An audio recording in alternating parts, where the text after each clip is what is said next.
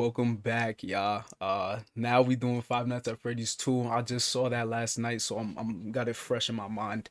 I meant to watch the first one, rewatch the first one before we watch the second one, because it's been about 3 years since that dropped. I don't really remember much from it, but after watching the sequel, it kind of reminded me of what happened. But there's a lot of criticisms that go into this movie, and it kind of meant more than Zootopia 2 because I actually have some history playing the games. I'm gonna touch on that in a second, but Five Nights at Freddy's 2. Saw it last night.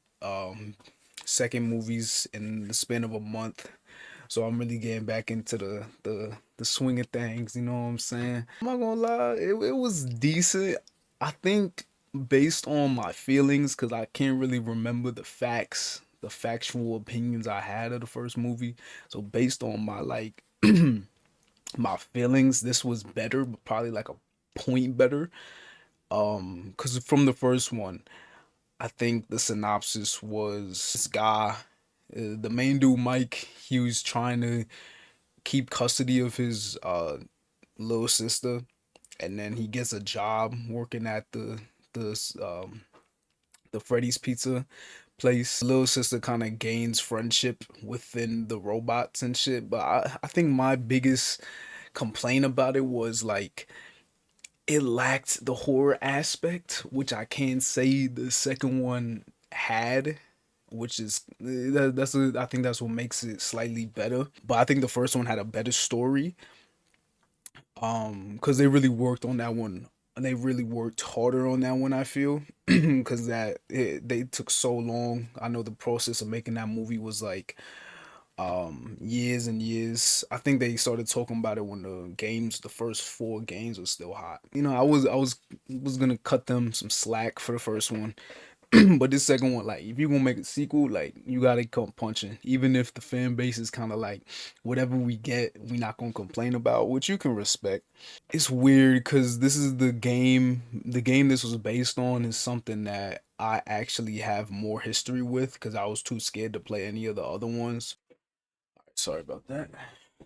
It's just the horror factor. It's like, yes, they did do better in this movie, but it's just something about the goofiness of it being a kids movie. Like, you can tell it was directed towards kids, and I guess that's fine because that's like, that's how you market shit. If these movies was more like, I don't even know the word, was more related to the games, that's something that I really can get behind.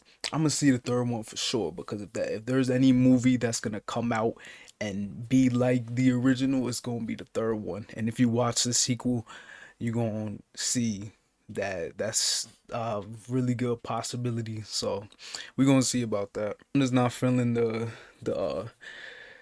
the route they're going with the horror, because there's a lot of suppressed. It was very like, I don't even know the right word, but it was just very like, it was just changed to a point where it's like I'm not even scared right now. Even though there was a lot of jump scares that did get me in this movie, it was just so cheap. Like, they could have did way better, way more consistent. They could have been. A lot of the characters just seem flat as hell.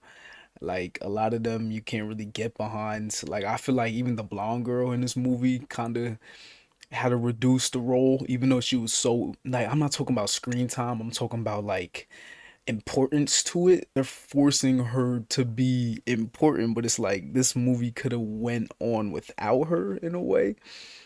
And I'm gonna get into spoil. All of these movie reviews gonna have a spoiler. But the whole puppet thing, I feel like that was something that they hold up. I feel like that was something that they did the best on, because they made it scarier than it was. Like, the puppet was already scary, even in the movie it was scary. The CGI puppet that was taking over people, that was dope. And in the end, it took over Vanessa. That was pretty cool. That's something that they did good on. But it's just the story, man. Like, the part where the old ones come back and fight the new ones, like, that's the most childish shit. Like, it's like, you can argue that these are made for kids because you can kind of feel that, but it's like, sometimes it just don't work because you're over here squishing heads and ripping people's heads off and actually killing people, talking about missing kids, and you're trying to make it as PG as possible. I don't know, man. I feel like the only time a natural conversation went down was when Mike was talking to whoever, and even the other person wasn't carrying that well. Like Mike and the black guy, that sounded kind of natural.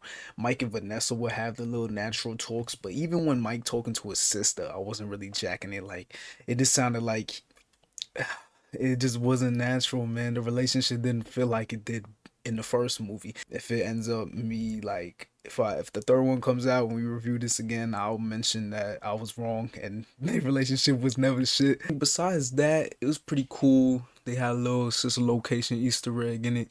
They had a few dope ass Easter eggs to lead into the next one, so I can't complain about that.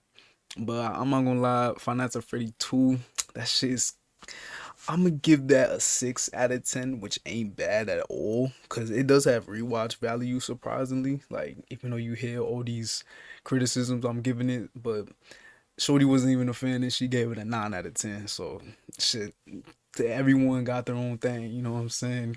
And they gonna come out with a third one, so we gonna see about that. I'm hyped for that. But Finance of Freddy's 2, that's a 6 out of 10. I'll see y'all in the next movie review. Peace out.